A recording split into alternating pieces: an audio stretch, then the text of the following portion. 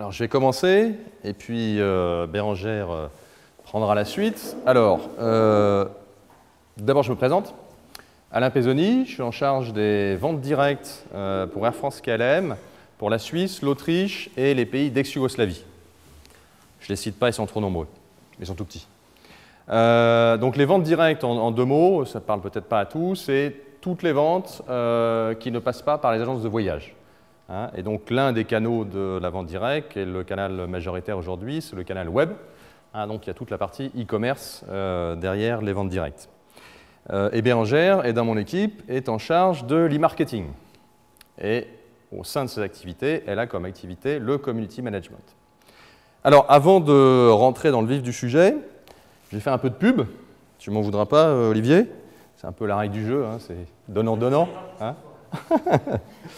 Non, la pub, c'est un grand mot. Je vais juste vous parler un petit peu de qui on est, Air France KLM, avec deux angles. Un angle international, un peu global, juste pour remettre en perspective certains grands chiffres, et puis après, un angle un peu plus suisse. Alors, Air France KLM, quelques dates. Donc, vous voyez, c'est des vieilles compagnies aériennes quand même. KLM, en l'occurrence, parmi les plus vieilles, si ce n'est la plus vieille en Europe. 1919, 1933 pour Air France. Fusion de petites compagnies, à l'époque, s'appelait l'Aéropostale et compagnie. 2004, la réunion de ces deux entités sous un seul groupe, une seule holding qui s'appelle aujourd'hui Air France KLM. Donc c'est vraiment une fusion, ce n'est pas un achat. Ça veut dire qu'aujourd'hui, alors notre modèle de fusion, en fait, c'était Renault-Nissan. Et comme chez Renault-Nissan, on a aujourd'hui vraiment une double culture, une double marque. Donc, ce n'est pas Air France qui a racheté KLM, même si Air France était plus gros que KLM à l'époque. Mais c'est véritablement, on a conservé un leadership important aux deux sièges, en fait, et aux deux compagnies au sein du groupe.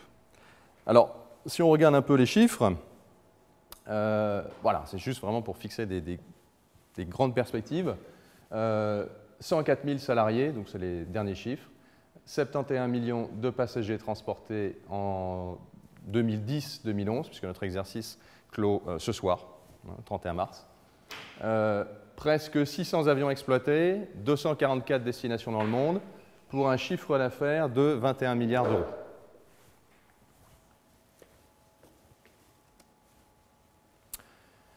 Alors, qui nous sommes en Suisse? Donc d'abord, avec Bérangère, on travaille dans une direction qu'on appelle régionale chez nous. Il y en a 13 en Europe. Et une direction régionale regroupe en fait un certain périmètre géographique. En ce qui nous concerne, c'est donc les pays qui sont cités ici. Notre mission, c'est de vendre des billets d'avion, tout simplement.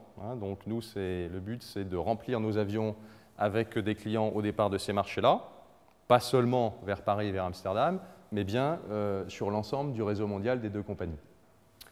En termes d'organisation, donc, on est un siège régional basé à Genève qui représente à peu près toutes les fonctions support qu'on peut imaginer dans une entreprise, en passant par les RH, le marketing, bien sûr les ventes, la finance. Donc on fonctionne comme une espèce de mini-siège.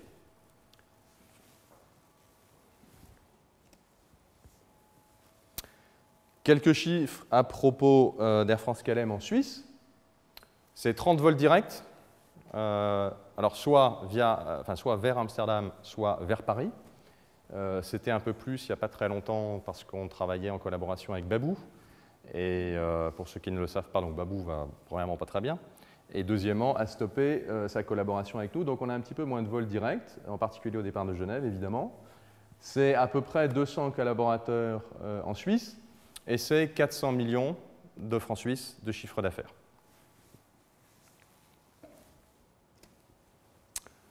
Maintenant, on zoome un petit peu, on se rapproche du débat de ce soir. Voilà comment on est organisé localement en termes de community management. Alors, je dis localement parce que l'idée ce soir, c'est de vous parler avant tout de notre expérience suisse. Alors, bien entendu, on est une entreprise internationale avec des sièges qui sont par nature assez centralisés. Ça veut dire que, bien sûr, on a beaucoup d'interactions en matière de community management avec Paris, avec Amsterdam, et même avec d'autres marchés, en particulier les marchés européens. Donc on va parler aussi de ça, c'est-à-dire qu'on va aussi mettre en perspective ce que nous faisons sur le marché suisse vis-à-vis de ce que les deux compagnies le groupe fait à l'échelon international, mais c'est vrai que l'expérience au quotidien, qui sera partagée par Bérengère, est beaucoup plus une expérience suisse. Hein. Donc on va vous parler de ce qu'on fait. Je crois que c'est toujours plus prudent. En termes d'organisation, donc vous voyez où se situe le community manager, le community management dans l'entreprise chez nous. Nous avons une direction commerciale, donc je parle de celle de Genève. Hein. Cette direction commerciale est donc rattachée les ventes directes, donc, que je représente. Et puis, vous avez encore une division e-commerce dans ces ventes directes. Et la division e-commerce est répartie entre un pôle web content, donc véritablement le contenu de nos différents sites. Donc pour information, on a 8 sites web sur l'ensemble de la région. Et la partie e-marketing, que j'ai divisée ici entre ce qu'on appelle en interne l'e-acquisition, hein, donc c'est véritablement, on va dire, la promotion des ventes à travers les outils web, et puis le community management. Voilà, et ce qui me permet donc d'introduire Bérengère, qui occupe cette position-là dans l'organisation, et qui va vous parler de manière un peu plus précise de ce qu'est le community management à l'échelle suisse. Bérengère. Merci. Bonsoir à tous. Tu fais ou je fais? Je fais. Tu fais, très bien. Donc je vais vous parler effectivement de tout ce qui est community management en Suisse, puisque je m'en occupe quotidiennement. Avec quand même, donc on va commencer avec une vision centrale. Donc ce que j'appelle centrale, c'est la vision aussi du siège Air France et KLM versus local, donc ici en Suisse. Dans un second point, on va faire donc un focus vraiment sur ce qui a été fait en Suisse depuis le lancement des médias sociaux. Donc, je vais parler exclusivement en fait, de Facebook et Twitter, puisque ce sont les deux réseaux sociaux sur lesquels on est aujourd'hui. Et puis, un dernier point pour parler un peu de l'avenir du community management chez Air France KLM. Voilà. Alors, rapidement l'histoire des médias sociaux pour Air France et KLM. Donc, je vais procéder chronologiquement. Il y en a un peu partout, parce qu'en fait, au départ, il n'y avait pas vraiment de stratégie claire. C'est-à-dire qu'il y a eu des initiatives locales. Elle est quoi? Même à l'arrivée. Même à l'arrivée. Non, il y a vraiment eu des naissances, enfin, des initiatives locales et centrale, donc du siège, parfois en même temps, parfois pas en même temps. Voilà, on s'est tous un peu lancés, on a un peu surfé sur la vague finalement. Et donc, voilà, donc en décembre 2009, donc pour Air France, il y a eu le compte Twitter Marché France qui a été lancé, donc uniquement Marché France. En parallèle, en décembre 2009, il y a eu un compte Twitter lancé par KLM, mais pour le coup, c'est un compte central, donc c'est le siège qui a lancé son compte Twitter et qui a été animé par un blogueur. Donc c'était, on va dire, vraiment le début, un essai. Nous, en Suisse, on étudie ça un peu de près, et puis en fait, on a lancé donc, nos comptes Facebook et Twitter Air France et KLM, c'est vraiment séparé, en février-mars 2010, donc il y a tout juste un an.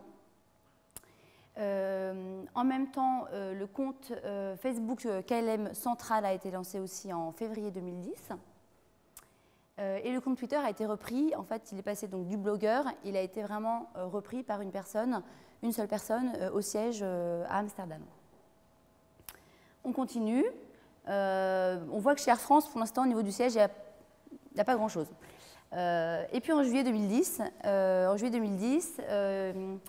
le compte Facebook Air France Central, donc le siège, est lancé. Alors rappelez-vous, c'était en avril 2010, on a eu le volcan. On a eu pas mal de choses, et puis c'est vrai que ça a pas mal bougé.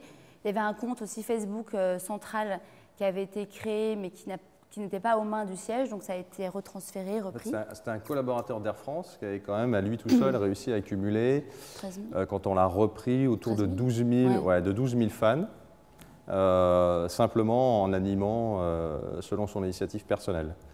Et donc il a fallu qu'on identifie cette personne dans l'entreprise et qu'on négocie la reprise du compte sur un angle un peu plus corporate, plus organisé. Donc c'est vrai que en fait, ça s'est fait donc en juillet 2010. Et puis, en octobre 2010, KLM là, lance vraiment une grosse organisation, c'est-à-dire qu'on a lancé au niveau du siège le Social Media Hub. Donc c'est une équipe de 20 personnes aujourd'hui qui gère donc, les comptes Facebook et Twitter en centrale. Et c'est vraiment du 24/24.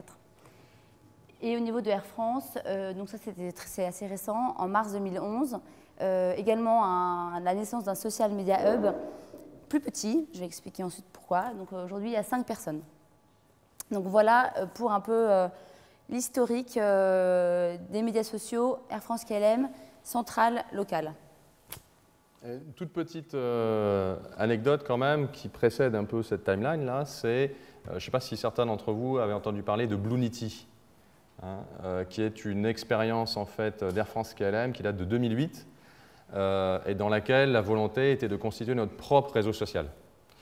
Alors, malheureusement, on est arrivé un peu à contre-courant parce que le projet, il est né en gros en 2007, il a fallu sortir cette plateforme, et c'est au moment où Facebook prenait son essor, et on s'est rendu compte qu'on n'allait pas arriver à avoir rapidement la taille sur Bluenity qu'on pouvait escompter sur Facebook.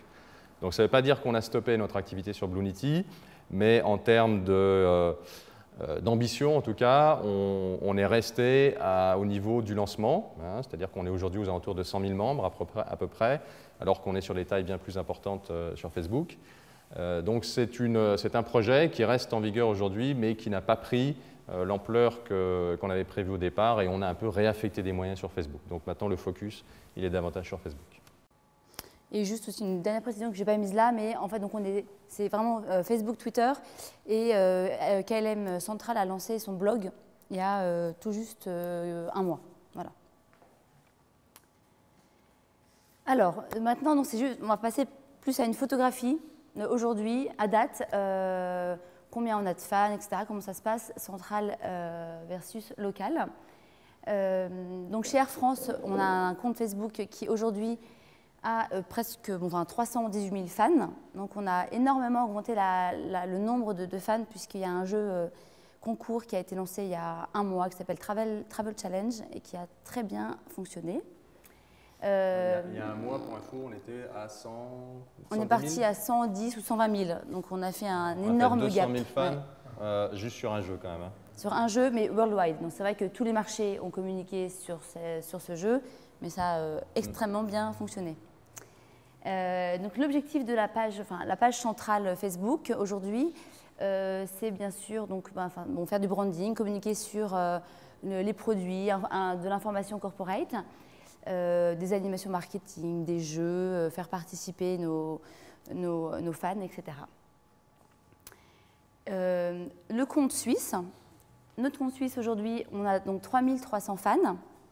C'est un compte en fait, que je gère je communique en 3 langues. Donc sur la même page fan, je cible, donc c'est anglais, français, allemand, puisqu'on a aussi un site internet en 3 langues. Donc on garde la même logique. Et là, c'est vraiment de l'information sur nos produits, sur les tarifs du marché, ce qui peut intéresser plus particulièrement nos clients au départ de la Suisse. On fait aussi des jeux, etc. Et puis un peu de servicing. Donc, le servicing, c'est un mot que vous allez beaucoup entendre par la suite. Ce que j'appelle servicing, c'est tout ce qui est avant, donc pré-vente et après-vente. Donc on peut répondre aux questions des utilisateurs, des clients s'ils en ont. Et puis, si jamais ils ont eu des soucis, ce qui peut arriver, on est là aussi pour les suivre. Et donc, côté KLM, le compte central compte 161 000 fans. Donc, ils ont une grosse équipe de 20 personnes qui est donc disponible 7 jours sur 7. Donc, cette équipe permet d'assurer tout le servicing. Pour le coup, le servicing est assuré par l'équipe centrale au siège. Également communication produit, voilà. Et c'est 7 jours sur 7, c'est pas vraiment H24 parce que l'équipe est basée à Amsterdam, donc on ne suit pas tout à fait les fuseaux horaires, donc on est sur une amplitude, je crois, 7 heures le matin, 23 heures, quelque chose comme ça, heure européenne. Puis il y a un délai de réponse qui a été fixé en fonction, la semaine c'est 24, 24 heures maximum, et le week-end légèrement plus, mais il y a vraiment des règles très précises qui ont été mises. Et notre compte suisse KLM, aujourd'hui, nous avons 5000 fans. Et donc, en fait, je fais la même chose que pour Air France. Pas tout à fait, finalement, parce que, pour le coup, il n'y a pas de servicing pour KLM en Suisse, puisque le servicing est assuré par le compte central. Twitter. Donc, Twitter, KLM en centrale, c'est 96 000 followers. La même équipe qui s'occupe donc du compte Facebook s'occupe aussi du compte Twitter, donc beaucoup de servicing. En Suisse, nous avons 100 followers. Wow. Alors, c'est énorme. Alors, c'est vrai que on a plus de mal, enfin, on a plus de mal à acquérir des gens sur Twitter. Donc, bon, de fait, il y a quand même beaucoup moins de gens qui sont sur Twitter que sur Facebook. Donc bah voilà, on tâtonne un peu, hein, on essaye on apprend au fur et à mesure. Et puis donc sur Twitter, c'est information marché, tarifs, servicing si besoin, etc. Pour Air France, nous n'avons pas de compte central. C'est une décision qui a été prise. Donc en fait, il n'y a que des comptes locaux, si le marché en question souhaite avoir un compte. Il y a les moyens de le gérer, parce que ce n'est pas tous les marchés qui ont les moyens de le gérer. Donc le compte France, par exemple le compte Twitter France a pas mal de followers, j'ai plus le chiffre en tête, mais ça doit être un peu moins de 100 000, enfin, il y a autour de ça. Et nous en Suisse, nous avons 500 followers. Voilà. Donc toute cette organisation, Air France d'un côté, KLM, le siège, les marchés. Donc au départ, on va dire que les deux compagnies, d'un point de vue central, communiquent un peu différemment. Bon, l'objectif étant bien sûr d'augmenter dans un premier temps le nombre de fans ou de followers, donc c'est vraiment acquisition. Mais chez Air France, on le fait plus avec de l'information produit, information corporate. Donc c'est vrai que c'est plus, on va dire, du branding un peu plus traditionnel. Donc, voilà, ça reflète bien, on va dire, l'image d'Air France. Tandis que chez KLM, on est plus sur du marketing viral, du buzz, du fun. Donc j'ai quelques exemples en fait de campagnes qui ont été lancées par Air France et KLM. Donc Air France, donc là je parle au niveau vraiment du siège. Air France en septembre 2010 a lancé une application qui s'appelait Click and Go, dont l'objectif était, en fait, on pouvait via une tab sur Facebook choisir son pays de départ, sa destination, et puis là on avait donc les meilleurs tarifs qui sortaient, et puis on pouvait booker directement depuis Facebook. En janvier dernier, Air France a lancé un jeu, My French Film Festival. On pouvait visionner des courts-métrages, ensuite il fallait voter, puis on était sélectionné, tiré au sort pour gagner des billets d'avion. Ça a moyennement marché, à vrai dire. En revanche, le dernier jeu, donc Travel Challenge, qui a été lancé en mars, a énormément fonctionné, puisqu'on a gagné 200 000, pas loin de 200 000 fans. Et puis donc beaucoup d'informations produits, les nouvelles destinations, donc quand même très corporate du côté Air France. En fait, si je peux faire juste une petite aparté, la stratégie au départ, au niveau des sièges, n'a pas été tout à fait perçue sous le même angle. Donc je rappelle qu'on a quand même deux sièges, même si c'est une holding, on a deux sièges qui sur un plan opérationnel sont relativement indépendants, puisqu'il y a deux marques derrière, qui n'ont pas exactement la même offre de produits, qui n'ont pas le même positionnement.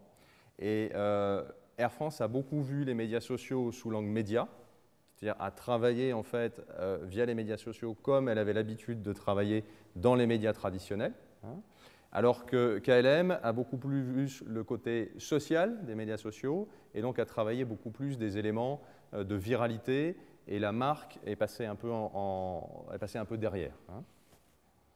Alors ça, c'est les points de départ. À l'arrivée, donc ça, c'est des partis pris stratégiques, mais à l'arrivée, on voit qu'il y a une convergence des deux en direction du servicing. Mais pardon. Non, mais voilà, on y arrive. Donc effectivement, la stratégie finale étant de faire du servicing aussi bien pour Air France et KLM. Et puis bon, le branding reste là, puisqu'il fait de toute façon, on communique de toute façon toujours, il y a du branding qui est toujours lié à la communication qui est faite. Quelques exemples de campagnes faites par KLM assez... on en a pas parlé, peut-être vous aussi vous en avez entendu parler.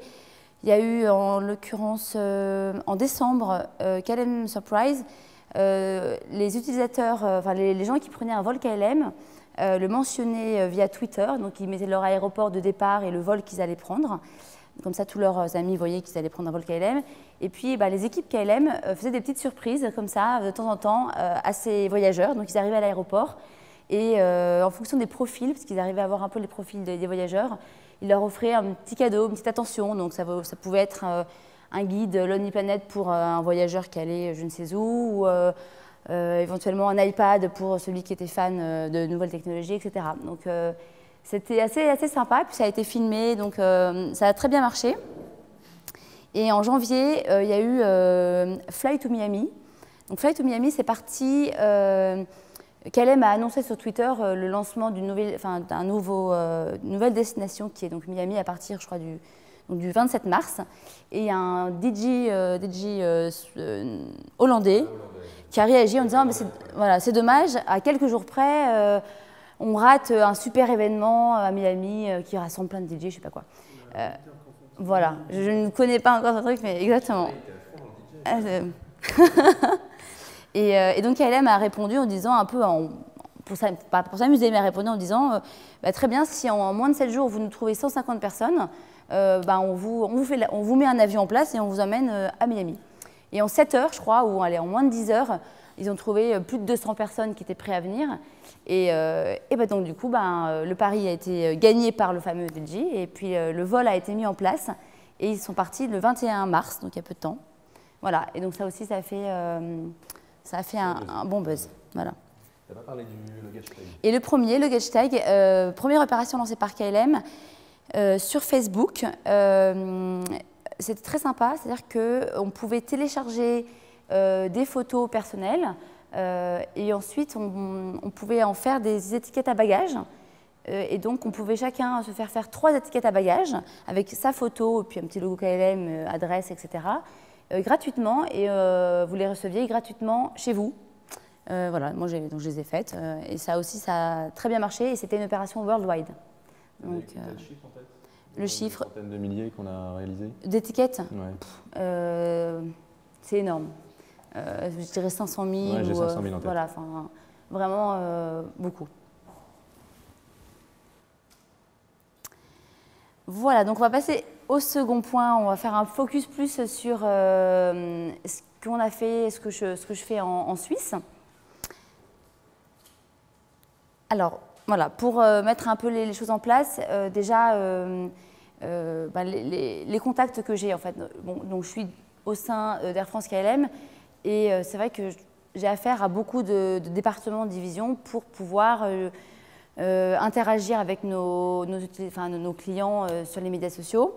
Donc on retrouve au niveau du siège les RP, la presse, le marketing au niveau du siège puisque ce sont eux qui définissent aussi les stratégies. On a vu que la stratégie centrale était aussi importante, donc on suit ça. L'équipe bien sûr e-commerce puisqu'on est en forte liaison avec les autres canaux d'acquisition, d'e-acquisition.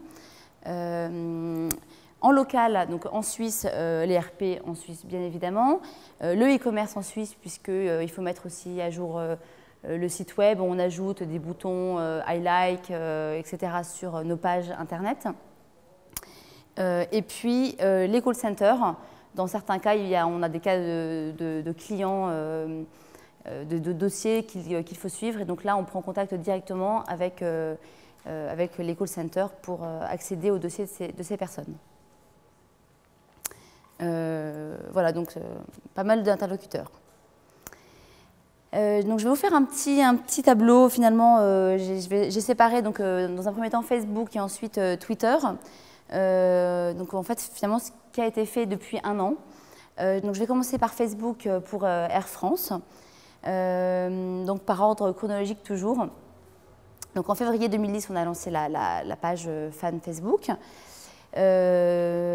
On a commencé en fait, on s'est dit, bon, avant d'envoyer une newsletter, on va quand même avoir une petite base de fans. Donc on a testé des publicités pour attirer les gens sur notre page fan. Et on a fait le choix de faire des publicités non brandées. Donc vous avez un exemple à droite par exemple, pour susciter un peu la curiosité, et, voilà, pour que les gens soient un peu curieux. Et puis donc on a quand même obtenu plus de 400 fans. Ensuite, on nous avait envoyé une newsletter pour communiquer sur notre page fan. Vous avez les résultats à côté. Ensuite, nous avons fait pas mal de jeux d'animation. Donc, nous avons en avril réalisé une enchère, une vente aux enchères sur le site ricardo.ch de vol en A380. Donc ça, bien sûr, on l'a relayé via Facebook. Un jeu également, enfin une vente privée sur MyStore aussi de vol en A380 qu'on a relié sur Facebook. Et un jeu concours qu'on a appelé donc, Go Flying. Donc tous ces jeux finalement qui à chaque fois sont relayés sur Facebook nous ont rapporté environ 200 fans. Et puis la dernière opération qu'on a faite, on a voulu un peu tester l'effet viral de Facebook. On s'est dit, bon maintenant on était autour de 2500 fans. On s'est dit, on va essayer de profiter de cette bonne base pour essayer de toucher les amis de nos fans.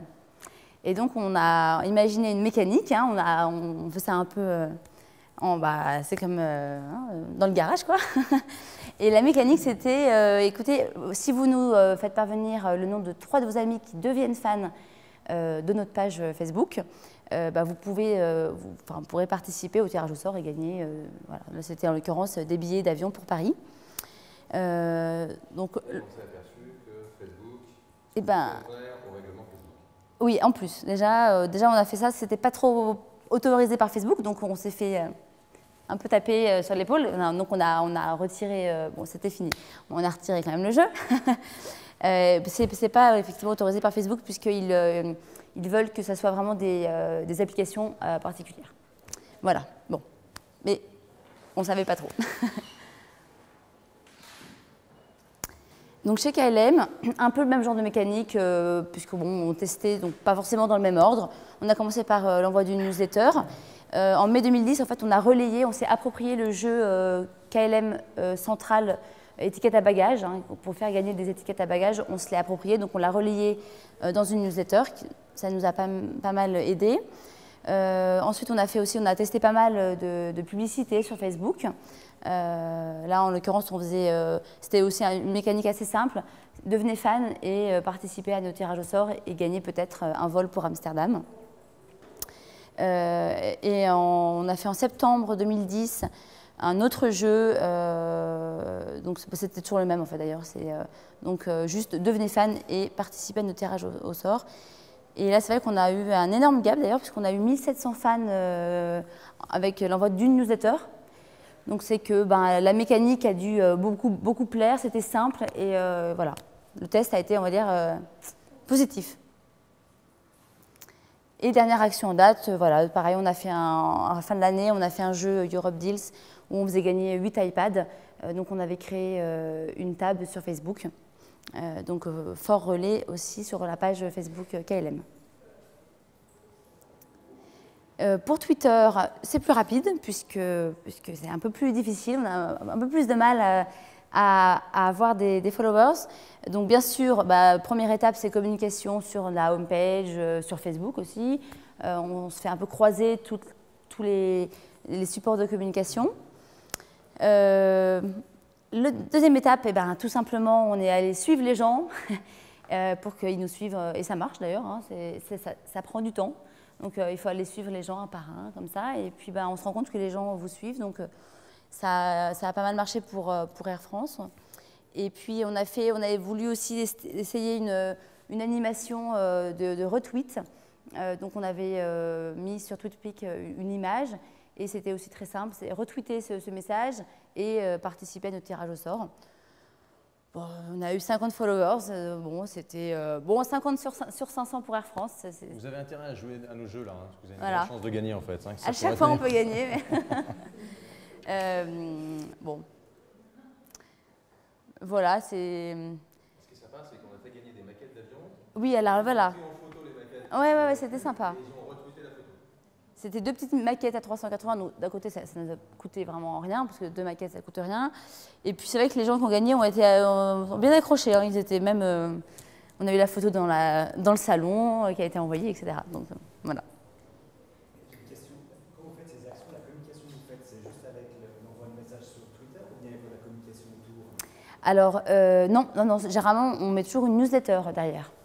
Ouais, parce que bon, sur Twitter, vu qu'on a 500 followers, donc non, souvent, enfin même systématiquement, c'est appuyé d'une newsletter et on a quand même des grosses bases. Donc après, c'est vrai qu'on se rend compte que bon, tout le monde n'est pas sur Twitter.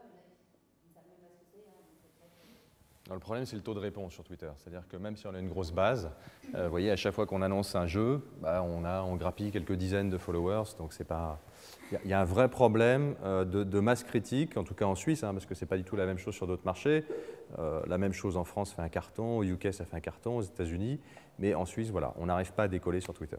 Alors que dès qu'on fait un truc sur Facebook, la portée est nettement supérieure.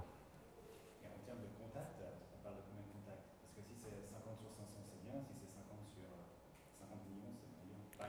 Par rapport à la base de données, vous voulez dire? Par rapport à la newsletter qu'on envoie?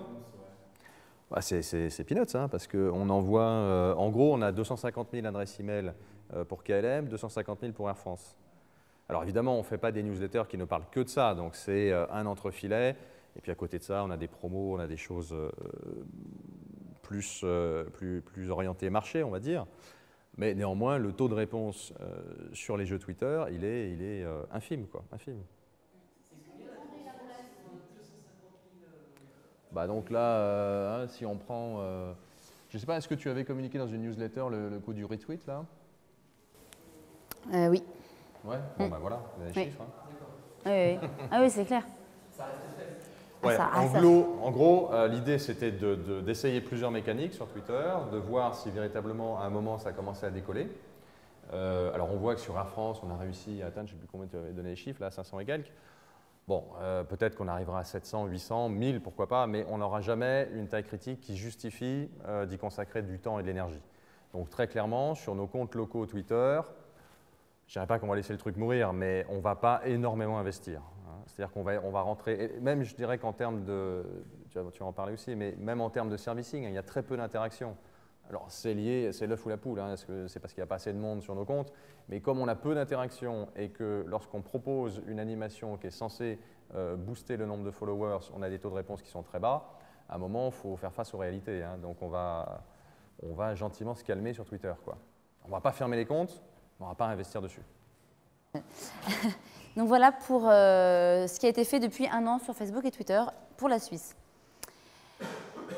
Donc j'en viens en fait donc à l'animation de la communauté. Bon, il n'y a rien de nouveau, hein, mais au quotidien, c'est alimenter notre communauté avec du contenu. Donc du contenu, ça va être des images, des vidéos, informations produits, des promotions, les tarifs. Enfin, voilà, c'est vraiment le contenu. Je sais pas, est-ce que tu arrives à cliquer sur le lien? J'avais mis le film en fait, mais qui était sympa. Ah. Classe. Au revoir. Mais non, bon, il n'y a pas Internet. Ok, bon, bah, vous irez sur la page et vous verrez le film qui est très sympa. Et puis, donc, c'est aussi offrir du fun. Donc, régulièrement, on propose, on relaye via Facebook les jeux qu'on fait, les animations, les tirages au sort, etc. Voilà, donc ça, c'est le côté vraiment animation au quotidien de la communauté. Je veux dire, on donne du contenu. Voilà. Et puis ensuite, on arrive au côté où on reçoit aussi. On reçoit donc de la part de nos fans, followers. Donc il y a le premier cas où c'est dans une situation, c'est vraiment la communication quotidienne. Ça va être des gens qui vont nous faire part d'expériences après un vol positive ou une remontée de choses qui ne marchent pas forcément. Mais donc ça peut être un bug. On a eu le cas d'un problème de carte de crédit qui ne marchait pas. Donc, dans ce cas-là, c'est vraiment, on contacte le service approprié dans l'entreprise pour qu'on aille voir tout de suite ce qui se passe. Résolution du bug, ça prend parfois un peu de temps, mais bon, on est dans une structure assez importante. Et puis, avec des retours au final positifs quand même des clients, puisqu'il y a résolution du bug, quoi. On lâche pas le morceau, hein. Et puis des retours positifs, des gens qui partagent, là c'était marrant, qui partagent, il a filmé, ça dure 4 minutes, il a filmé un vol Air France qui décolle, et puis il a mis une superbe musique de Chopin derrière, donc voilà, pendant 4 minutes, il partage son truc, voilà, il y a des choses assez sympas. Et puis après, il y a des choses un peu plus compliquées. C'est quand on arrive dans une situation un peu de gestion de crise. Alors, la gestion de crise, là, je vais rester en local pour l'instant. On en a connu une, c'était en décembre 2009, entre fin novembre et le 20 décembre, avec la neige qui a immobilisé les avions un peu partout en Europe.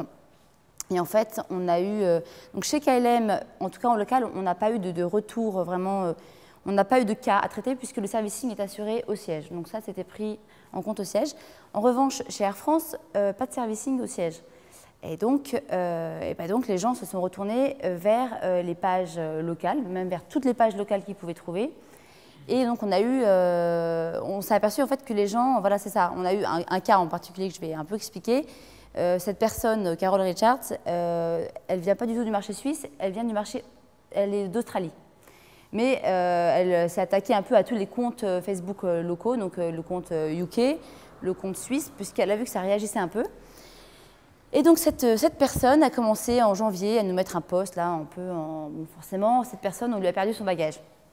La catastrophe, etc. Donc elle a même créé une page qui s'appelle Air France Lost Our Luggage. Tu vois, Patrick, ce qu'il te reste à faire la prochaine fois, voilà, donc tu crées une page comme ça, voilà. On s'occupe de toi. Donc voilà, première étape, et puis ça, elle le mettait sur tous les comptes Facebook qu'elle pouvait, en France, au UK, etc., et en Suisse. Et puis du coup, on s'est attaqué, enfin on s'est occupé de son dossier. Et là, ça n'a pas été une mince histoire, puisque cette personne était en Australie, donc il a fallu contacter le call center de Sydney, puisqu'il fallait prendre le dossier en cours, mais aussi le siège Air France à Paris, qui pouvait avoir accès à l'outil de suivi des litiges, etc. Donc, on a passé vraiment des heures sur cette personne-là, à essayer de voir un peu où on en était, est-ce que le dédommagement est en cours, est-ce qu'elle a bien envoyé ses reçus, etc. Donc, l'histoire a quand même duré 1 mois. Ça a duré 1 mois, tous les jours presque, on était en contact avec elle sur Facebook, toujours en public d'ailleurs. Et savoir que cette personne en parallèle qui a monté donc cette fameuse page, sur cette page ils sont 70 fans, du coup ensuite c'est faite aussi l'avocate de ces 70 autres personnes. Donc on a eu, puisqu'elle a vu que le compte suisse réagissait, elle a dit à tous ses petits copains de venir sur le compte suisse. Et donc on a eu un jour, je ne sais combien de gens qui sont venus avec leurs problèmes, qui racontaient leurs problèmes de bagages, etc. Ça n'a toujours rien à voir, hein. Ce n'était pas des clients qui habitaient en Suisse, et même pas des clients qui venaient en Suisse. Hein. Non, rien à voir. Brisbane, Stockholm. Voilà. Voilà. Bon, donc on s'est mis dedans. Voilà, à un moment, il faut assumer le monde entier. Voilà, donc c'est vrai que ça a été... alors, ceci dit, on a quand même réussi à retourner assez positivement, en tout cas pour elle, sa perception, parce qu'au début, elle était plus que remontée. D'ailleurs, à chaque poste que je faisais, moi, mais rien à voir, j'avais une réaction Air France, enfin bref, on s'en est pris plein. Et à la fin, quand on lui a dit qu'elle avait été remboursée, parce qu'on a quand même suivi son dossier jusqu'à la fin, et on lui a dit qu'elle serait remboursée, elle nous a quand même remercié d'avoir pris en compte son cas. Mais c'est vrai que ça a été long, et puis on s'est rendu compte, en fait, grâce à cette histoire, que il n'y avait vraiment pas de frontières, et puis les gens ils vont là où ça réagit. Hein, et y a pas... C'est-à-dire que la logique de fanpage localisée à l'échelle d'un pays est, en l'occurrence dans le cas de crise, très très discutable. Hein, et on s'en est rendu compte à nos propres frais. Et donc raison pour laquelle, on va en parler après, mais raison pour laquelle on est en train de s'organiser un peu différemment. Parce que les clients ne raisonnent pas du tout par pays.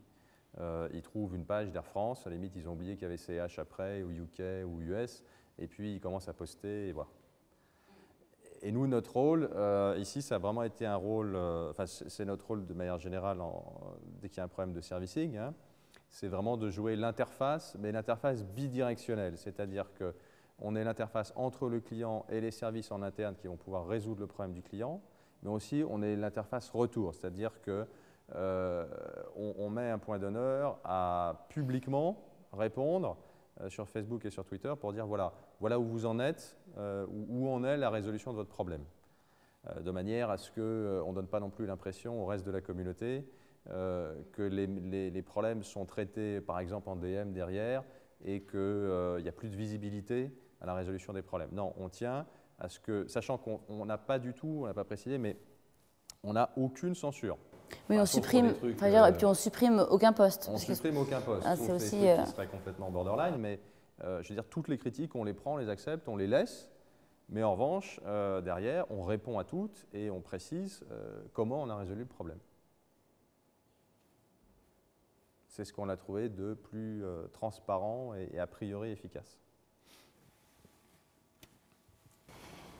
Et voilà, donc j'arrive au dernier point, un peu voir comment on s'oriente chez Air France KLM sur la gestion du community management. Alors, petit schéma. Pareil, hein, j'ai fait distinguo Facebook et Twitter. Donc là, c'est vrai qu'on revient vraiment à une vision centrale, siège, local. Comment on va s'organiser, comment on est en train de s'organiser. Donc chez KLM, c'est déjà le cas aujourd'hui.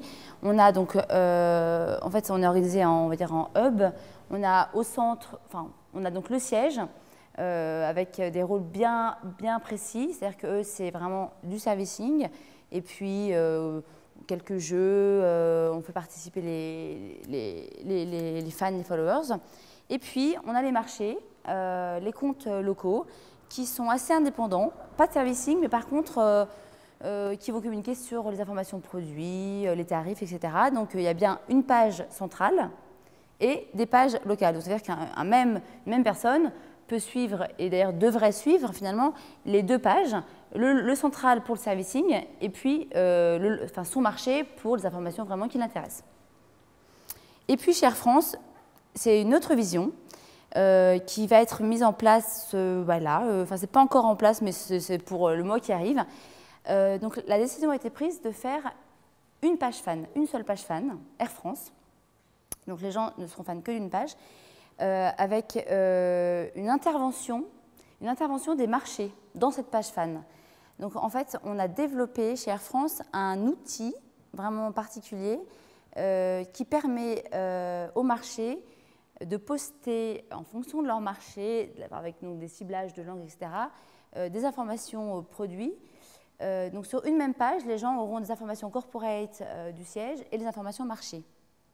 Donc c'est un peu une organisation centralisée, finalement. En fait, on maintient la notion de communauté locale, gérée par un community manager local, mais à l'intérieur d'une plus grande communauté, qui est celle des fans d'une manière générale, de la seule et unique page fan d'Air France dans le monde. De manière à conserver en fait une dimension centrale, donc à s'affranchir de ce problème de régionalisation et d'Australiens qui viennent poster sur une page suisse, par exemple. Hein, donc il n'y a plus de logique de marché sur un plan visuel, c'est-à-dire c'est une seule et même page, mais en revanche, chaque marché se donne la possibilité de répondre à ses propres clients dans leur langue et de leur parler de leurs problématiques locales ou d'annoncer des promotions purement locales. Donc on a vraiment un double niveau de communication au sein d'une seule et même page. Et tout ça grâce à un outil de back-office qui est en train qui est quasiment réalisé et qu'on va tester très prochainement. Et donc du coup, ça veut dire que le servicing, puisqu'il faut quand même gérer le servicing, aujourd'hui chez Air France, donc ils sont 5 au siège, donc c'est pas eux qui vont le faire. Donc ça veut dire que ça va être réparti sur les marchés. Donc en fonction des demandes, des postes, chaque marché va finalement récupérer ses clients et puis va traiter les cas qu'il aura. Voilà.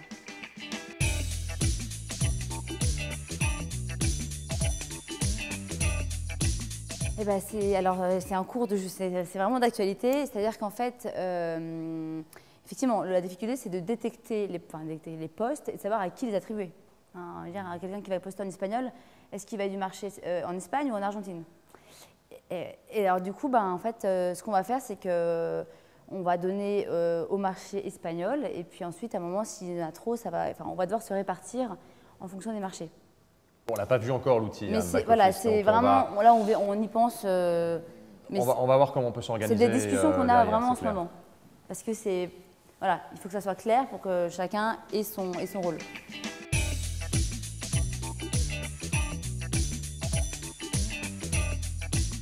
Alors, très certainement, la langue plus l'adresse IP. Ouais. Enfin, la localisation sur le profil, finalement, hein, parce que dans un profil, on a le pays, on a même la Oui, ville. oui. Mais bon, parfois, oui. Je pense que ce n'est pas ce qui est le plus compliqué, en fait, la localisation. C'est plus la gestion du workflow. Ouais, exactement. Et puis la détection, c'est-à-dire que dans une énorme timeline, parce que sur une base de 300 000 fans, on a une timeline qui est rafraîchie toutes les millisecondes, quoi. Donc ça veut dire qu'à un moment, il ne faut pas rater des posts qui vont nous concerner, nous, en Suisse, et ça va peut-être être 1 sur 1000. Donc il va falloir que cet outil de back-office, je ne l'ai pas vu, mais j'espère qu'il va nous créer des alertes en disant attention, là vous avez un client, à vous, c'est à vous de vous en occuper. Mais c'est ça l'idée en tout cas.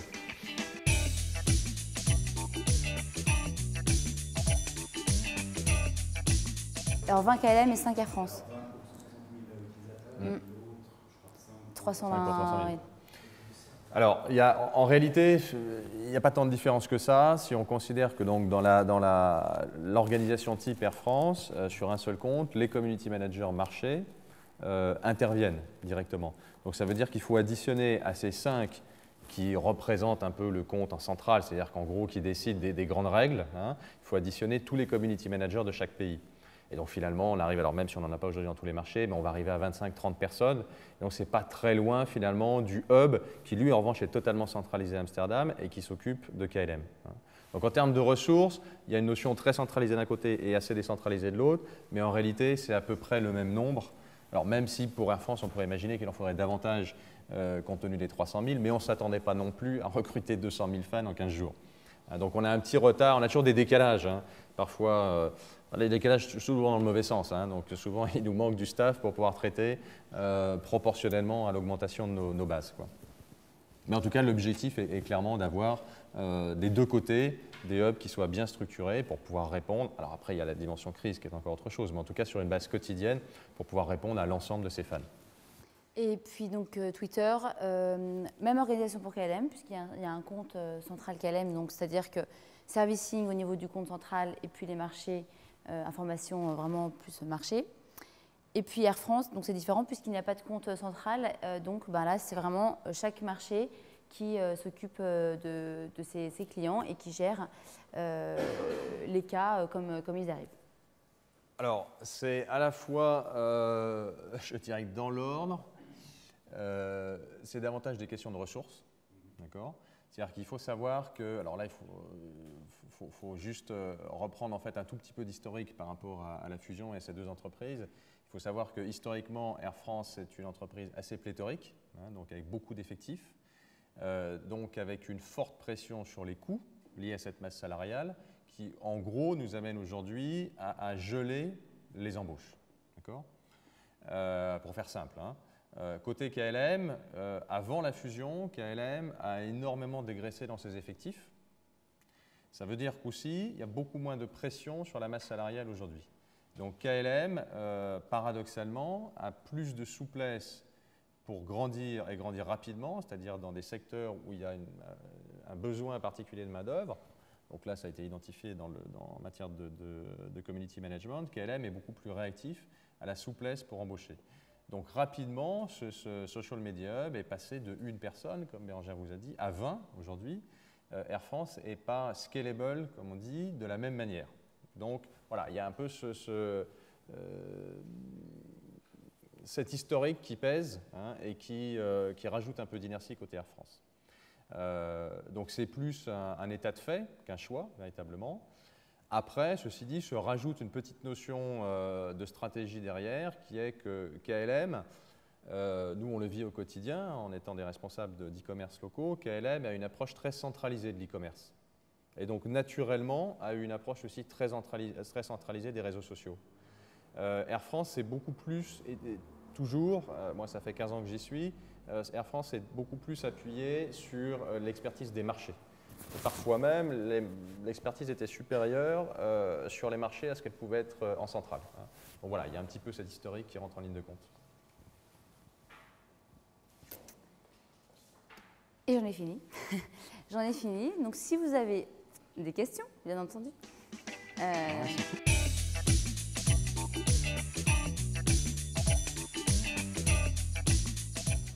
La réponse est simple, pour l'instant on n'a rien mis en place pour mesurer les actions. Enfin... Non, on pense à tout ça, hein. Et donc l'outil de back-office, en l'occurrence, il va nous donner beaucoup plus de visibilité sur la performance de nos actions. Mais on n'est pas du tout encore dans une modélisation de ROI où on serait en train de calculer le temps qu'on y consacre et puis le retour en matière de vente. On n'en est pas là, mais très clairement, on a cette volonté. Mais c'est un débat, je pense, qui a lieu dans toutes les entreprises actuellement, hein, où personne n'a encore trouvé le Graal pour arriver à calculer, à mettre en rapport des ressources et puis ce qu'on peut récupérer, effectivement, pas seulement qu'en termes de vente. Bon, voilà, on ne met pas la charrue avant les bœufs. On considère que cette réflexion, elle est importante, mais aujourd'hui, on veut surtout, on se concentre beaucoup aussi sur notre organisation en interne. Donc on dépense beaucoup d'énergie en interne à se structurer et à s'organiser de manière efficace pour pouvoir répondre à la sollicitation de nos fans et de nos followers. Dans un second temps, et maintenant, à la limite, le temps, il est peut-être pas loin d'être arrivé, hein, puisque maintenant qu'on a vraiment une taille critique importante, je pense à ces 300 000 fans, si vous regardez un peu les pages fans des compagnies aériennes en Europe, on est l'une des plus grosses aujourd'hui. Hein. Mais c'est très récent, encore une fois. Donc il y a une prise de conscience aussi dans l'entreprise qui fait qu'aujourd'hui, on va de plus en plus accorder des moyens. Mais voilà, le focus, il est surtout là-dessus. C'est comment on trouve les bons moyens dans l'entreprise et les bons processus, maintenant qu'on a généré une demande, pour pouvoir y répondre. Dans un second temps, on travaillera sur la modélisation, sur le modèle économique derrière.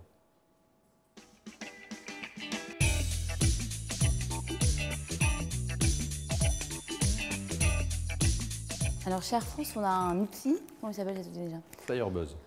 Flyerbuzz, qui épluche, pas le mot, hein, mais voilà, toutes les mentions d'Air France, KLM, sur différents blogs. Alors ça, c'est géré au niveau du siège. C'est un outil qui a été acheté par le siège, mais ils suivent ça dans le monde entier du coup. Et donc c'est vrai que c'est l'équipe Social Media Hub qui suit ça. Et qui, si besoin de répondre, là, répond, ou alors va contacter le marché concerné pour que le marché prenne le relais.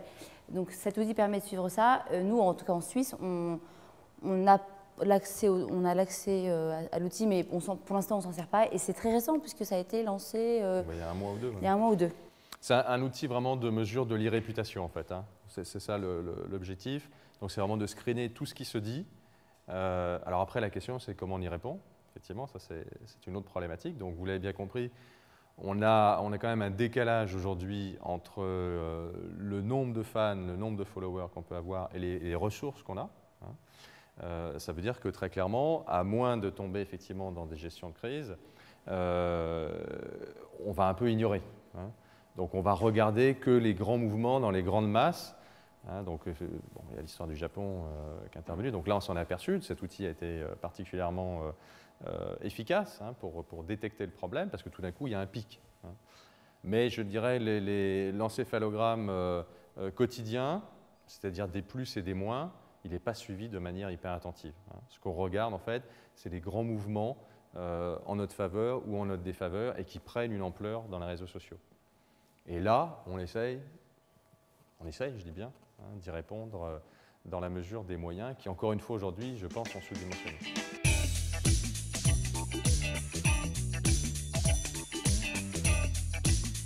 Ouais, c'est une très bonne question, Flying Blue, parce que c'est vrai que Flying Blue, c'est notre première communauté, à vrai dire, historique, hein, qui naît auparavant de Fréquence Plus et de Flying Dutchman pour KLM, donc c'est des communautés qui ont plus de 20 ans d'existence, donc avant le web. Aujourd'hui, on les gère pas sur les réseaux sociaux. Donc il n'y a pas de fanpage officielle Flying Blue. Ça ne nous empêche pas de gérer ces communautés à travers des programmes de CRM qui sont très très pointus. Donc la partie communauté Flying Blue, elle est gérée à travers des outils de CRM dont l'objectif est de détecter, là, bon, je ne vais pas vous faire un cours de CRM, hein, mais la valeur client et d'avoir les réponses appropriées en fonction de cette valeur client, globalement. Donc c'est vrai que ce n'est pas seulement un outil de fidélisation, c'est vraiment une communauté que l'on va solliciter, encore une fois, même si ce n'est pas visible dans les réseaux sociaux, mais qu'on va solliciter parfois dans le cadre d'enquête client, par exemple. C'est-à-dire qu'on va vouloir faire tester des nouveaux produits, eh bien, on va aller s'adresser à cette communauté et on va faire appel au volontariat pour aller tester à l'échelle de 10, 15, 20, 50 personnes des nouveaux produits. Donc on a une relation très proche avec cette communauté, mais aujourd'hui qui n'a pas franchi le seuil des réseaux sociaux.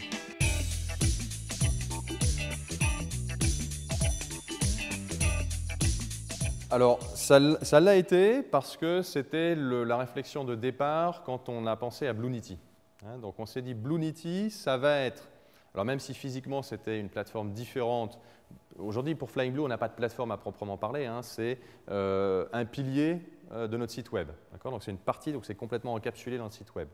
On s'est dit, en créant Bluenity, Bluenity, sa raison d'être, c'est avant tout de pouvoir répondre à des besoins Web 2 de nos Flying Blue. Et aujourd'hui, sur les 100 000 adhérents Bluenity, enfin membres de Bluenity, la grande majorité est adhérent Flying Blue.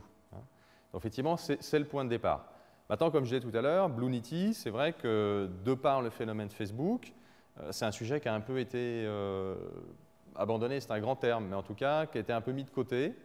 Et aujourd'hui, on n'est pas revenu, probablement c'est l'avenir, mais on n'est pas revenu dans la perspective de réintégrer cette communauté au sein de notre stratégie réseaux sociaux. On peut très bien imaginer une communauté plus tard dans la communauté qui serait nos clients les plus fidèles, Flying Blue et peut-être d'autres.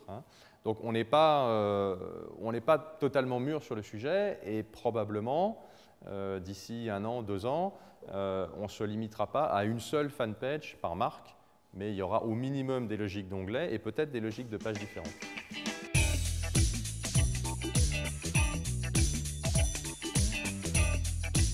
C'est hyper simple, c'est vraiment une stratégie de marque.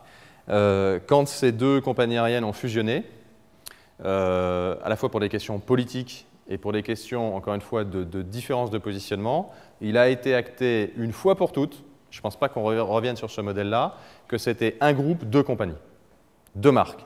Ça veut dire que dans chacun de nos canaux de communication, dans chacune de nos lignes de produits, on a une approche différente pour Air France et pour KLM. En gros, pour faire simple, on n'a pas les mêmes clients. C'est pour ça qu'à chaque fois qu'on va s'adresser... Alors, c'est un tout petit peu différent dans l'univers du corporate, dans le B2B. Dans le B2B, on s'adresse très souvent en tant qu'Air France KLM, parce que là, c'est la réunion des deux qui fait la force. C'est-à-dire que le client B2B nous attend en tant que groupe. Le client B2C, il vit une expérience individuelle. Il nous attend en tant que compagnie aérienne, avec un siège, avec une ambiance, avec un plateau repas, avec un service, et tout ça, ça va être différent en fonction d'Air France et en fonction de KLM, et ça va être différent en fonction de l'attente que va avoir le client. Donc, clairement, sur les réseaux sociaux, on se doit de conserver la même symétrie qu'on peut avoir sur nos sites web et qu'on a dans notre communication institutionnelle. Dans nos pubs, on ne mélange jamais les deux marques.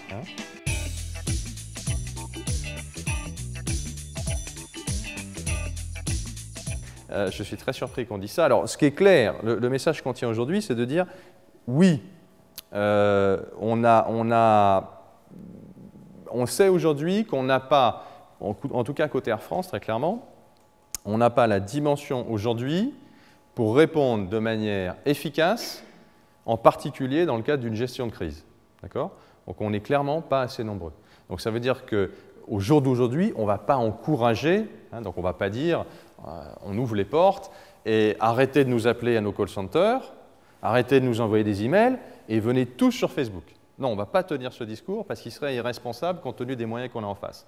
Mais ça ne veut pas dire que sur le moyen long terme, on n'a pas cette intention. Sur le moyen long terme, on a vraiment l'intention de mixer. Donc aujourd'hui, on a des grandes discussions avec nos call centers, par exemple, qui sont des unités de production énormes. C'est entre 500, 700, 800 collaborateurs, certains basés à Amsterdam, d'autres basés à Londres, donc je ne parle pas de ceux hors Europe. Donc ce n'est pas des unités de production à géométrie variable. Ça veut dire que c'est très difficile de leur faire intégrer un nouveau canal de communication, par exemple.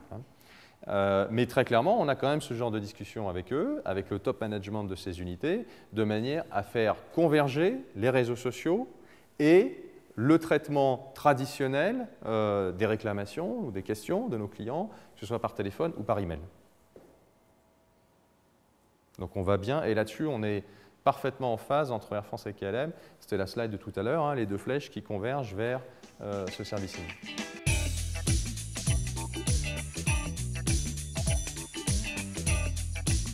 On n'a pas fait partie des early adopters. Les early adopters, ça a vraiment été les compagnies américaines. Alors, il y en a une, en revanche, enfin, il y en a deux, plus exactement, qu'on a regardé de très très près. On a commencé à regarder Southwest. En fait, je pense que les premiers exemples, ne serait-ce que pour comprendre, en fait, parce que comme ils sont partis bien avant les autres, pour comprendre ce qui se passait sur leur wall ou sur leur compte. C'est-à-dire, quels étaient le... Parce qu'au début, on en est là, hein, on se pose la question, qu'est-ce que les clients demandent à une compagnie aérienne sur Twitter? Et qu'est-ce que la compagnie aérienne répond sur Twitter? Donc, dans un premier temps, on a beaucoup observé, et ça nous a permis un peu de calibrer les choses, de se dire, OK, voilà, X% des interactions sont relatives au servicing, X% c'est du fun pur, X% c'est bullshit. Bon, on a fait cette liste-là, et on s'est dit, voilà, on va sans doute à peu près récupérer les mêmes proportions chez nous.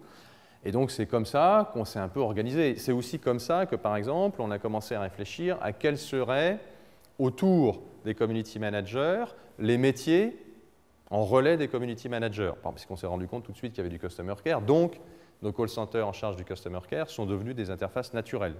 Mais il y avait aussi parfois des dimensions très, très sensibles. Donc, les press officers chez nous, enfin, les gens qui s'occupent des relations publiques, forcément, très rapidement, sont rentrés aussi dans le circuit. Hein. Mais c'est en observant ce qui se passait chez les autres, à commencer par Southwest, JetBlue également. Plus récemment, on a pas mal regardé ce que faisait, mais là, je crois qu'on est un peu...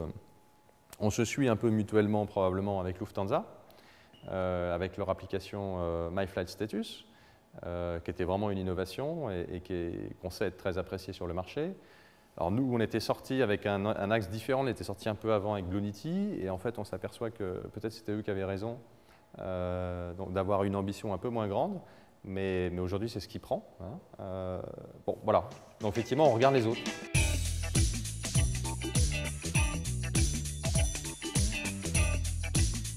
Je pense qu'aujourd'hui, à part les compagnies américaines, en Europe, il n'y a que les grosses compagnies qui véritablement sont actives. Hein. Mais ce n'est pas forcément que les compagnies traditionnelles, hein, je pense au low cost aussi, mais c'est les compagnies qui ont aujourd'hui qui transportent plus de 40-50 millions de passagers par an. Qui ont vraiment intégré cette réflexion-là et qui s'organisent. Alors, je ne dis pas qu'il n'y a pas des initiatives d'autres compagnies, mais je pense que c'est les seuls qui vraiment sont allés jusqu'à organiser un social media hub, par exemple, avoir des vraies positions identifiées en tant que telles dans l'entreprise, hein, alors que ce soit rattaché à des directions marketing ou à des directions communication, peu importe, mais ces entreprises se sont structurées. Les autres, je ne sais pas.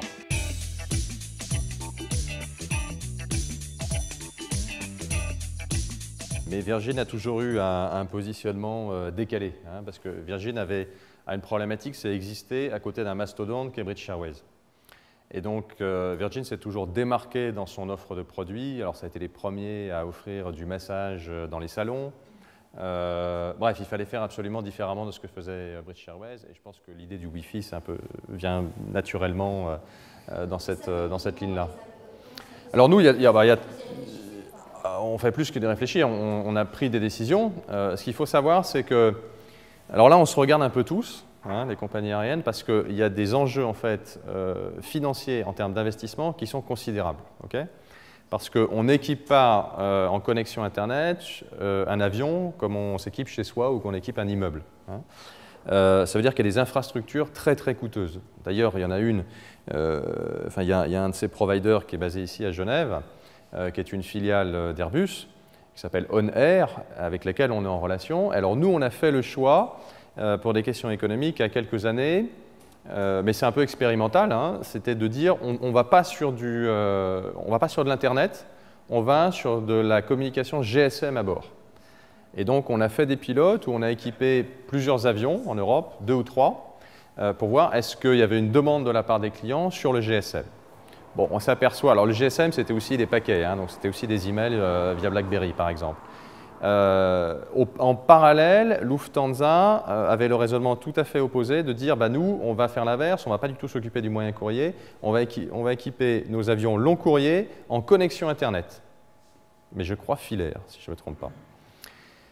Le problème, c'est que compte tenu de l'infrastructure, et des coûts d'infrastructure, le prix parce que donc ce n'était pas un service gratuit, hein, et le prix à la demi-heure, par exemple, de connexion Internet sur les vols long courrier de Lufthansa était considérable. Donc derrière, la clientèle n'a pas suivi, et Lufthansa a dû démonter toute cette infrastructure de tous ses avions. Bon, depuis, ils sont repartis sur un nouveau truc, parce qu'ils y croient véritablement, puis ils ont dû trouver un provider moins cher, hein. Mais il est clair que voilà, on s'observe.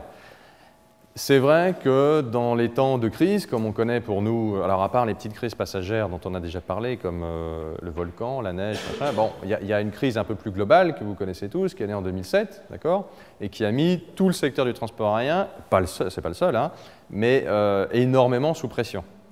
Donc il est clair qu'on a plein de trucs dans les tiroirs et qu'on rêverait de mettre du Wi-Fi à bord de tous nos avions, en particulier long courrier, mais que voilà, pour des questions de coût, on repousse un peu, et puis on regarde ce que font les autres. Et quand on voit qu'ils y vont puis ils reviennent,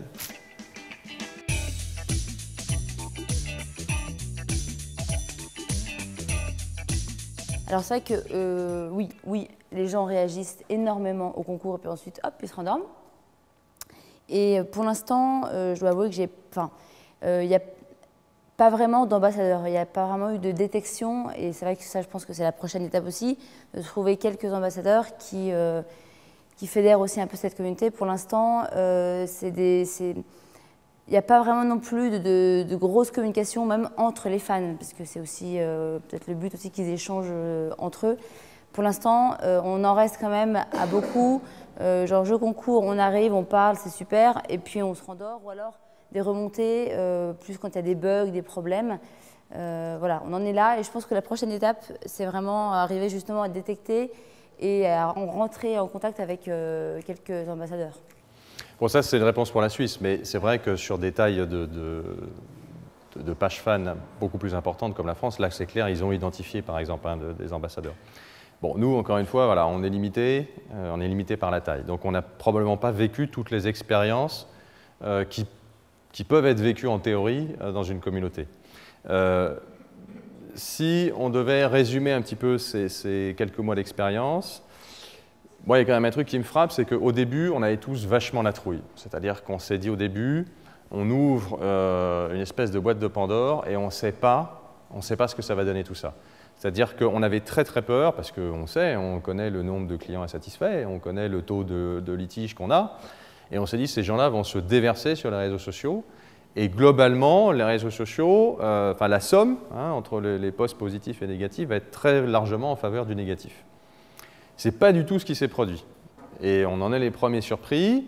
On a, si je regarde encore une fois sur la totalité de ce qu'on a eu à gérer, de type de remontée, c'est 99 posts positifs ou neutres, on va dire, le type qui partage, qui filme l'avion et qui poste une vidéo sur l'avion. Ou alors vraiment des commentaires positifs pour 1% de commentaires négatifs. C'est très surprenant parce que la limite, ce n'est pas la proportion qu'on a si on prend 100 passagers à la sortie de l'avion. Donc non, véritablement, jusqu'à maintenant, ça peut changer demain, mais jusqu'à maintenant, notre expérience, elle est positive. Et la somme des expériences positives de tous les marchés a aussi conduit nos sièges à se dire, on y va, parce que finalement, on ne prend pas tant de risques que ça. Et donc, on met les moyens, et voilà, et c'est des actions dont on a parlé là, qui ont conduit à des augmentations très importantes de taille de fans, de base de fans, et puis en face de social media hub de plus en plus dimensionnés au niveau des sièges.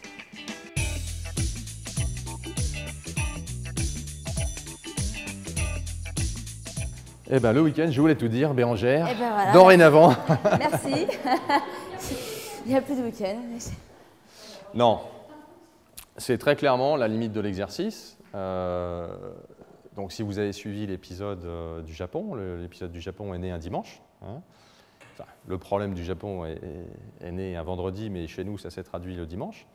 Et alors, le dimanche, je ne sais pas qu'il n'y avait personne, il y avait quand même une community manager, mais il y avait une community manager. Donc, très clairement, aujourd'hui, comme on ne s'est pas organisé, vous l'avez vu tout à l'heure, pour côté KLM, on s'est organisé 7 sur 7. On n'est pas encore 24-24, mais on est en 7 sur 7. Ça veut dire que même le dimanche, on est capable vraiment d'avoir du staff pour répondre. Côté Air France, ce n'est pas encore le cas. Donc voilà, tout ce que je peux dire, c'est qu'on n'a pas encore en interne, parce que ça devient compliqué quand on commence à gérer les week-ends, parce que autant on arrive à trouver des ressources, hein, c'est-à-dire on arrive à trouver du personnel du lundi au vendredi en le prenant à droite ou à gauche, autant tout d'un coup le week-end, c'est carrément des services entiers qui ne sont pas opérationnels. Hein. Et aller créer pour un service donné un staff ou un deuxième staff et le rendre opérationnel le week-end, c'est une dynamique compliquée à mettre en place. Donc bien évidemment, on souhaite aller dans cette direction-là, on n'y est pas. Donc on va dire que tout ce qu'on est capable de faire aujourd'hui le week-end, c'est détecter, mais on n'est pas capable de répondre de manière appropriée, et surtout à la vitesse appropriée et dans les quantités appropriées.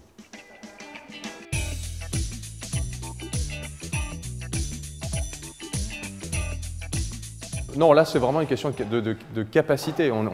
Là, sur l'exemple du Japon, on n'a pas été en capacité. Il y avait une seule personne.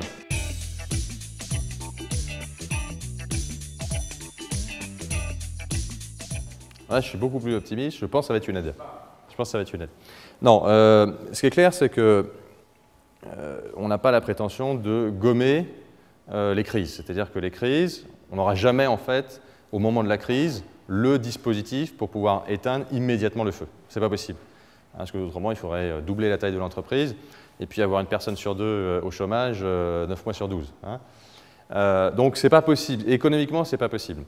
En revanche, on a quand même appris énormément de choses. Il y a eu un retour, donc on a beaucoup travaillé sur le retour d'expérience. Alors, sous tous les angles, hein, et à la limite, les médias sociaux, c'est un peu epsilon dans tout ça, hein, parce qu'il y a eu beaucoup de retours d'expérience opérationnels, c'est-à-dire concrètement, comment faire en sorte que nos avions continuent à partir alors qu'il y a de la neige, qu'on ne fasse pas arriver des passagers à Amsterdam ou à Charles de Gaulle alors que leur avion, leur vol long courrier est annulé, ce genre de choses. Hein.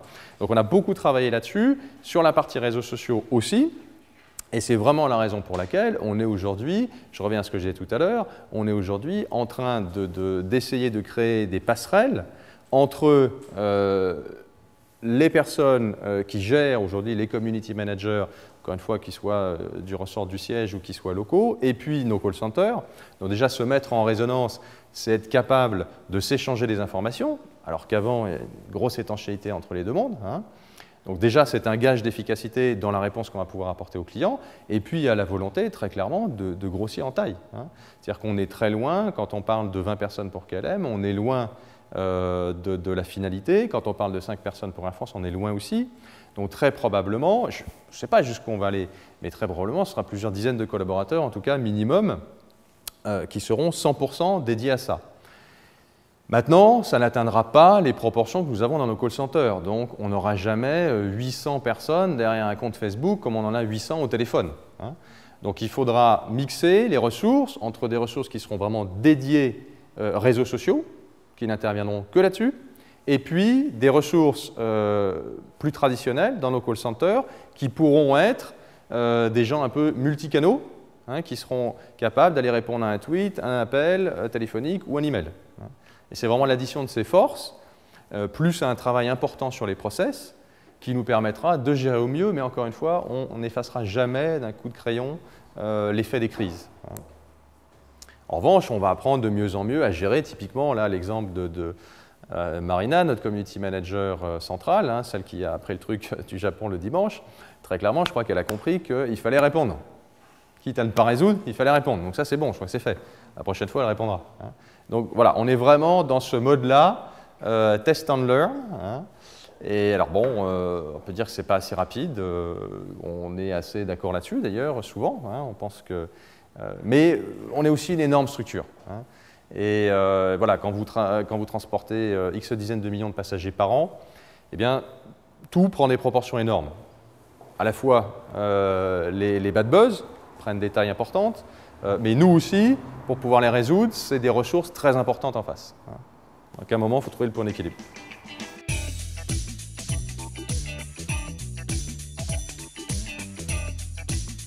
Alors, on a une approche B2B du community management hors réseaux sociaux, hein, parce qu'encore une fois, les communautés elles sont pas nées avec les réseaux sociaux. Donc effectivement, on a des programmes B2B, donc un peu l'équivalent de Flying Blue, par exemple, pour les entreprises, un programme en particulier très structuré, aussi avec beaucoup de CRM, qui s'appelle Bluebees. Et donc on gère en fait cette population de ce qu'on appelle de travel managers qui travaillent dans des entreprises, mais on ne les gère pas à travers les réseaux sociaux. Donc non, pour faire clair, il n'y a pas de démarche aujourd'hui B2B dans les réseaux sociaux. Mais why not? Je ne sais pas, vous avez une opinion là-dessus?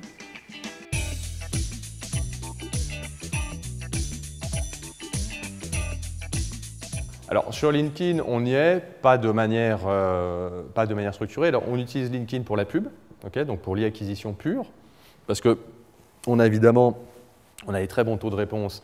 Alors en particulier, si je reviens rapidement sur le positionnement, Air France a un positionnement beaucoup plus voyage d'affaires que KLM. Hein. KLM, c'est plus la compagnie des backpackers, on va dire. Bon, je caricature un peu, mais donc du coup, quand on fait l'e-acquisition sur Air France, on travaille sur des médias qui sont en affinité avec cette cible. Hein. Et évidemment, LinkedIn a une très bonne affinité.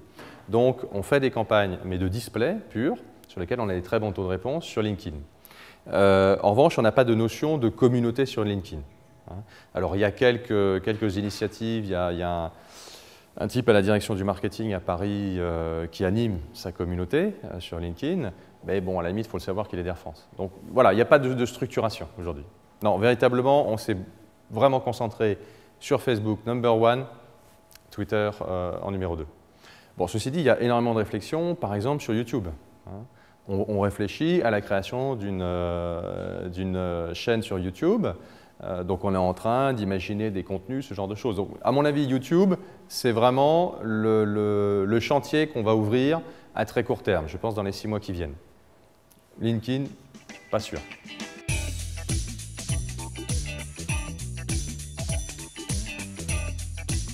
Ouais, MyTripit, ça aurait eu du sens, effectivement. Ouais. Enfin, ça a même toujours du sens. Bon, à un moment, voilà, il faut prioriser. Donc, on ne peut pas tout faire, exactement.